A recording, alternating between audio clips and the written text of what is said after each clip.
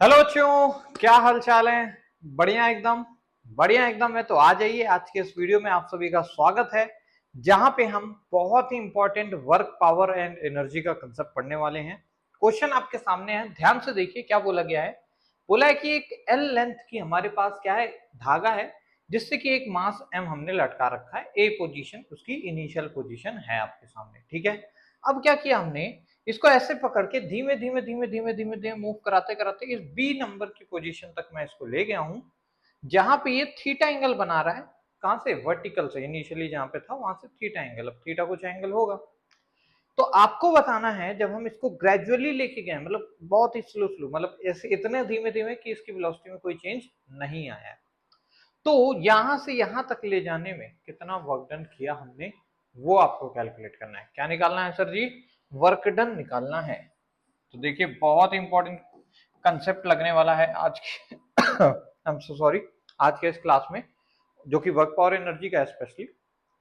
सो शुरू करते हैं। देखिए, सबसे पहले हमें वर्क एनर्जी थ्योरम का आइडिया होना चाहिए। क्यों? क्योंकि अगर क्वेश्चन में कभी भी ग्रेजुअली इस टाइप के वर्ड्स यूज हो ना, इसका मतलब होता है बेटा कि वेलोसिटी क्या है बेटा, कांस्टेंट है हमारे पास। वेलोसिटी क्या है? कांस्टेंट है। यानी कि हमारे पास चेंज इन काइनेटिक एनर्जी क्या हो जाएगा बेटा? लगभग लगभग जीरो। हालांकि कांस्टेंट होने का मतलब होता है बहुत ही धीमे धीमे ले जाना, और वेलोसिटी कांस्टेंट होगा तो चेंज जीरो होता है। हालांकि वेलोसिटी की भी वैल्यू 0.00 ही होती है, ठीक है। अब तुम लोग को पता होगा, work done by all the forces क्या होता है भाई? सर जी, इक्वल होता है चेंज इन काइनेटिक एनर्जी के। ये मैंने डिराइव भी करा रखा है, और ये होता है, ये मालूम होगा आपको।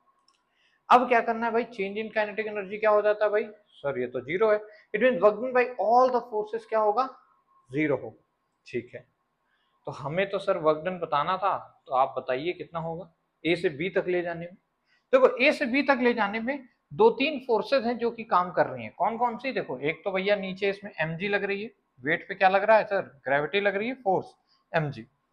दूसरा इस पे सर एक टेंशन फोर्स ऊपर लग रही है, टी। दिख रहा है क्या? तो इनकी वजह से क्या कर लेते हैं भाई, वर्क डन निकाल लेते हैं इक्वल को। और बाकी हम जो इसको घसीट के ले गए हैं, ये मान लो किसी एफ फोर्स की वजह से घसीटा हुआ है हमने। किससे घसीटा है? एफ नामक कोई फोर्स है हमारे पास, ठीक है। इससे घसीट के ले गए, तो तीन फोर्सेस का वर्क डन आ रहा होगा। एक तो mg, एक टेंशन, और ये f। अच्छा, वर्क डन क्या होता है बच्चों? अगर मान लो वर्क डन बाई mg लिखते हैं हम लोग, प्लस फिर वर्क डन बाई टेंशन लिखेंगे, और फिर work done by force f देख लेंगे, फिर इनको जोड़ देंगे तो यही नेट वर्क डन है, जो कि हमें क्वेश्चन ने पूछा है। वर्क डन बाई mg क्या होगा? वर्क डन होता है फोर्स इंटू डिस्प्लेसमेंट, है ना।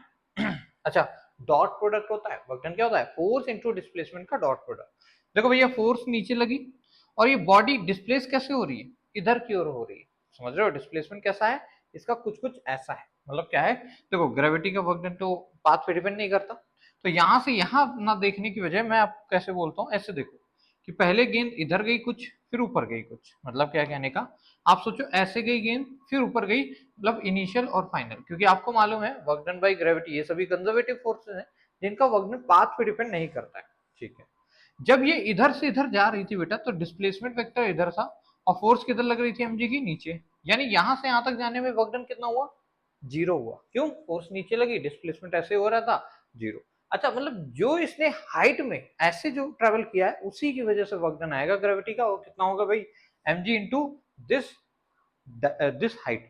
तो ये हाइट निकाल सकते हैं। अगर देखो L लेंथ है हमारे पास ये, तो हम बता सकते हैं ये भी L रहा होगा। देखो ये पूरी डिस्टेंस दिख रही है क्या? L रहा होगा, ठीक है।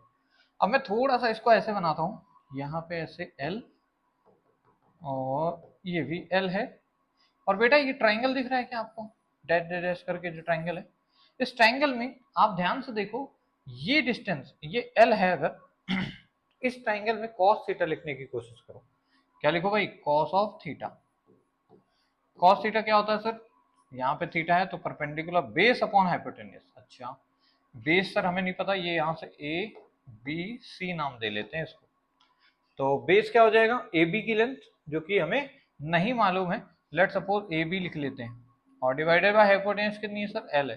तो ए बी की वैल्यू बेटा कितनी हो जाएगी? L into cos of theta. यानी ये जो इतनी वैल्यू है, इतनी यहां तक की, ये वैल्यू कितनी बेटा? L into cos of theta है।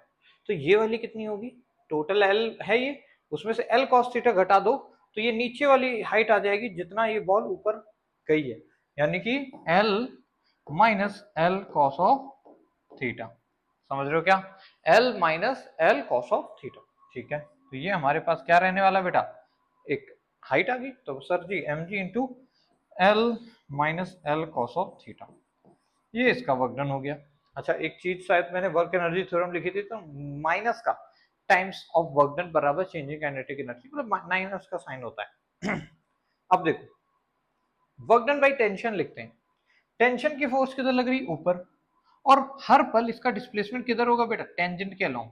मतलब क्या कहने का, देखो मान लो ऐसे धागा हो गया, तो टेंशन अभी इधर लग रही है और डिस्प्लेसमेंट अभी किधर है, इधर की ओर है। हमेशा सर्कल में टेंजेंट के अलोंग डिस्प्लेसमेंट होता है, इसलिए टेंशन और जो फोर्स लग रही है, टेंशन फोर्स और जो डिस्प्लेसमेंट है, इनके बीच का एंगल क्या है, 90 डिग्री। इसलिए याद रखना वर्क डन बाई टेंशन इस केस में जीरो में लेके चल रहा हूं। समझ रहे हो बात को, क्यों, क्योंकि ऐसा है। अच्छा work done by this force F, ठीक है, बराबर मतलब प्लस डब्ल्यू बाई एफ, और बराबर किसके कर देना भाई, जीरो के, बराबर किसके कर दो, जीरो के। तो यहां से work done by force F कितना आ गया, इसी का नेगेटिव टाइम्स, यानी कि m g l cos theta minus का 1।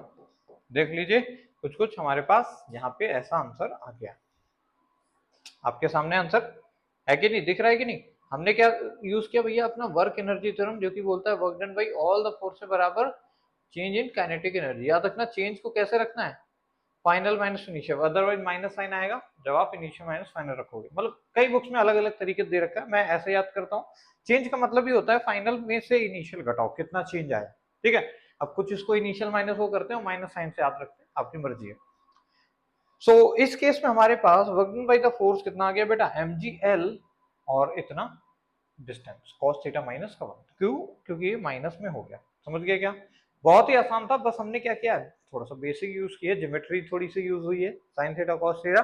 अदरवाइज हमने वही जो फोर्स डॉट डिस्प्लेसमेंट होता है ना, उसी फॉर्मूले की मदद से ये सारी स्टेप्स हमने डिराइव किए हैं। आपके सामने हर चीज है, आप इसको आराम से स्क्रीनशॉट ले लीजिए और उसके बाद इसको एक पल को, अगर कुछ नहीं समझ आता है वीडियो को पीछे करके दोबारा से देखिए, आई होप आपको समझ आ जाएगा। और फिर भी कोई दिक्कत लग जाती है, कोई गलती हो जाती है, तो आप उसको कमेंट बॉक्स में मेरे को जरूर बताएं, ठीक है, फीडबैक के लिए। चलिए इस वीडियो में बस इतना ही, मिलेंगे नेक्स्ट वीडियो में, तब तक आप सभी बच्चों को मेरी तरफ से प्यार भरा जय हिंद बच्चों।